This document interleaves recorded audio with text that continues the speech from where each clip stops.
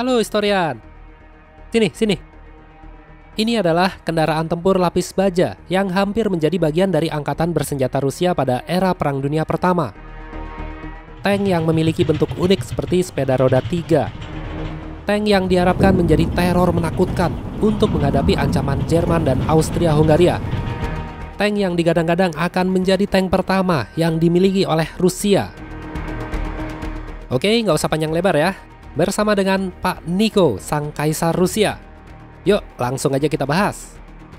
Nama tank ini adalah Tsar Tank.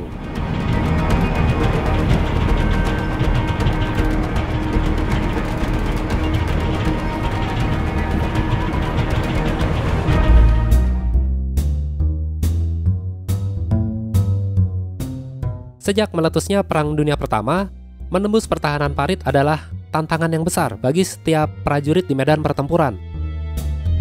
Gagasan akan pengembangan senjata baru sangat dibutuhkan untuk memecah kebuntuan ini. Kendaraan tempur lapis baja adalah salah satu solusinya.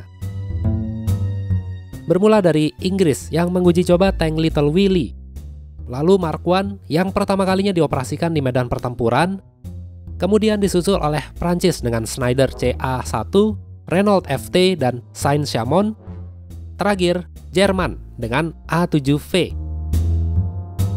Tank-tank ini diciptakan sebagai kekuatan baru di garis depan. Kendaraan yang sanggup menahan gempuran peluru. Kendaraan yang bisa diterjunkan di segala medan. Dan tentunya kendaraan yang bisa mendominasi di medan pertempuran. Tapi tunggu dulu ya, gimana dengan Rusia? Rusia nggak punya tank selama terjadinya Perang Dunia Pertama. Tapi mereka punya zombie.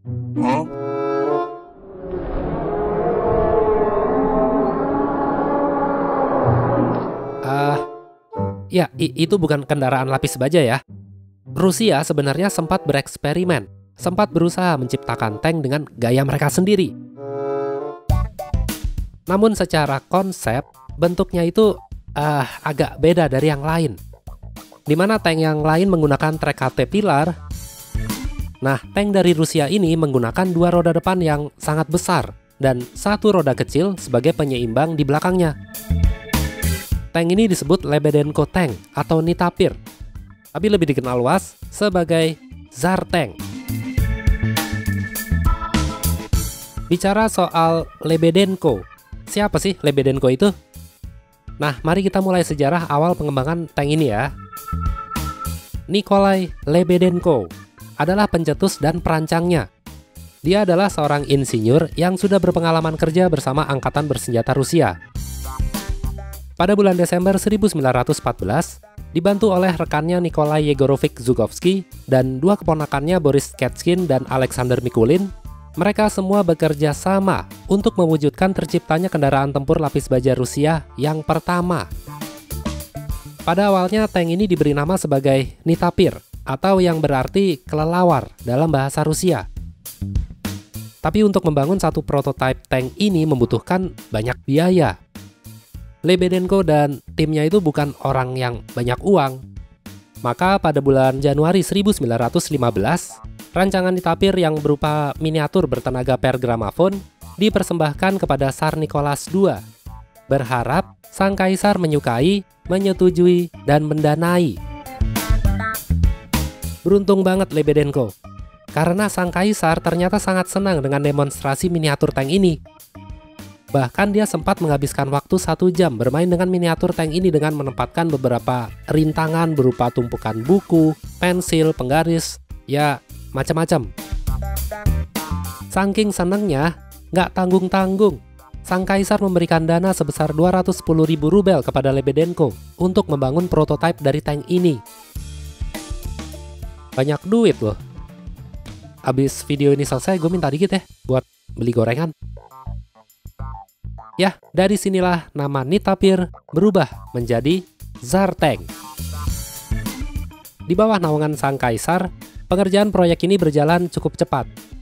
Pada akhir musim semi tahun 1915, beberapa bagian dari tank ini dibuat di pabrik yang terpisah, lalu dirakit secara rahasia di dekat desa Arujena di distrik Dimitrovsky. Oke, sekarang mari kita lihat seperti apa sih spesifikasi dari tank ini. Tank ini dibuat sepenuhnya dari baja dan memiliki bobot sekitar 60 ton. Kemudian memiliki panjang sekitar 18 meter, badan atau lambung selebar 12 meter, lalu menara tengah setinggi 8 meter di atas permukaan tanah, diameter roda besar depan 9 meter, dan roda kecil di belakang sekitar 1,5 meter. Soal ketebalan baja, belum ada kepastian dari Lebedenko, tapi ada kemungkinan tank ini keseluruhan memiliki ketebalan baja 7 hingga 10 mm. Nah, bicara soal senjata apa yang dipakai, pada awalnya Lebedenko hanya menginginkan senapan mesin Maxim aja. Kira-kira 4 senapan mesin di menara atas, 4 di badan bawah, dan 1 di masing-masing sponson. Namun untuk kedepannya, tank ini memiliki ruang yang cukup kalau perlu dipasangi dengan meriam. Bicara soal mesin penggeraknya, Tsar Tank ditenagai dengan 2 mesin Maybach 12 silinder 4 tak dengan kekuatan 240 tenaga kuda yang mereka dapat dari Zeppelin Jerman yang telah hancur. Oke, sekarang soal kecepatan. Tsar Tank dirancang untuk memiliki kecepatan maksimum 17 km per jam. Untuk ukuran tank era Perang Dunia Pertama, kecepatan di atas 10 km per jam itu tergolong cukup cepat pada zamannya ya. Lalu untuk mengoperasikan tank ini dibutuhkan sebanyak 10 personil. Saya nggak bisa menyebutkan tugas mereka semuanya. Tapi yang pasti, dibutuhkan 1 orang sebagai pengemudinya dan 1 orang sebagai komandan. Sisanya, ya tergantung dari perintah sang komandan. Tanggal 27 Agustus 1915, tank ini menjalani uji coba tes performa di hutan untuk dipamerkan pada Komisi Tinggi Angkatan Bersenjata Rusia. Pada awalnya tank ini berhasil melewati rintangan pertama, yaitu merobohkan pohon birch dengan mudah. Namun pada saat menjalani rintangan kedua, yaitu berupa potongan batang pohon yang ditempatkan di atas rawa-rawa berlumpur.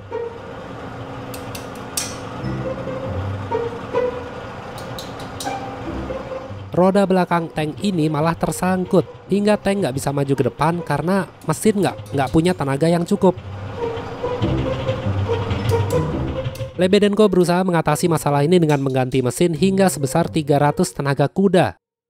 Namun usaha mereka sia-sia, karena semakin besar tenaganya, tank bukannya maju. Malah kedua roda depan bergerak seperti menggali tanah sampai jeblos. Stuck lah itu, nggak bergerak. Kegagalan uji coba ini menyebabkan pihak Angkatan Bersenjata Rusia nggak berniat untuk memiliki Tsar Tank sebagai bagian dari militer mereka.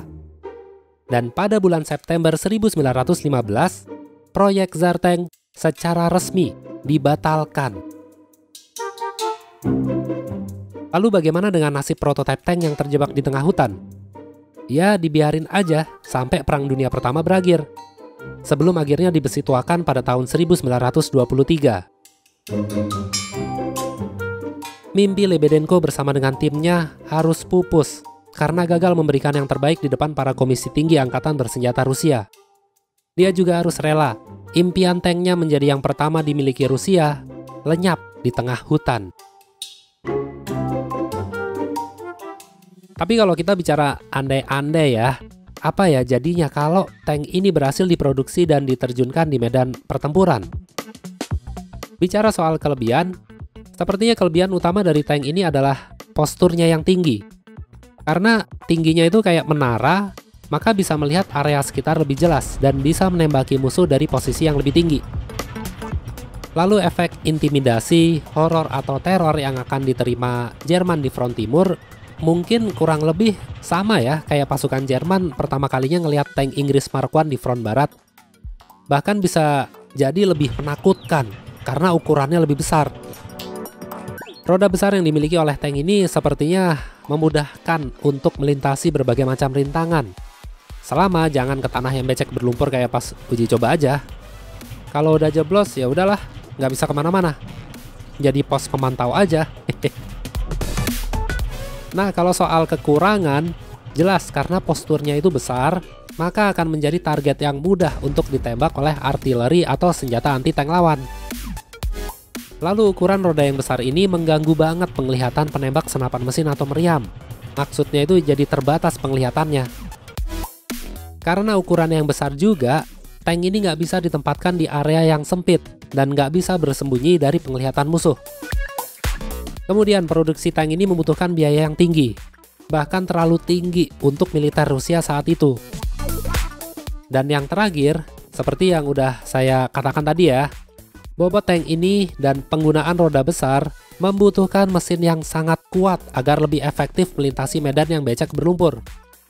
Beda banget sama tank Inggris, Prancis, atau Jerman, yang pada umumnya menggunakan trek Caterpillar. Mereka nggak butuh mesin yang sangat kuat. Yang penting tanknya jalan terus, terobos, dan sanggup bermanuver di area yang sempit. Intinya, Tsar Tank memang tank yang besar dan menakutkan untuk dihadapi di medan pertempuran pada era Perang Dunia Pertama. Tapi namanya kendaraan tempur di darat itu lebih mengutamakan kelincahan, kecepatan, dan daya hancur daripada sekedar ukuran yang besar-besar aja. Gua nggak ngomongin lo ya. Udah, jangan ngambek dulu bos. Selama ini Tsar Tank hanya diproduksi 1 unit aja, dan itu pun hanya mentok di tahap prototipe yang akhirnya dibesi tuakan. Udah nggak ada lagi contoh yang nyata. Kalaupun ada, itu bukan yang asli, melainkan imitasi.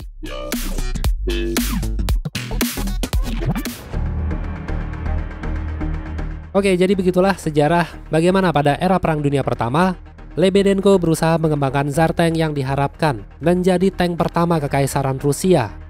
Tank yang dia impikan menjadi bagian dari kekuatan tempur angkatan bersenjata Rusia. Sekarang saya undur diri. Makasih banyak Pak Niko ya udah nemenin saya. Oke, terima kasih banyak semuanya udah nonton video ini. Kita bertemu lagi di video-video berikutnya. Bye-bye.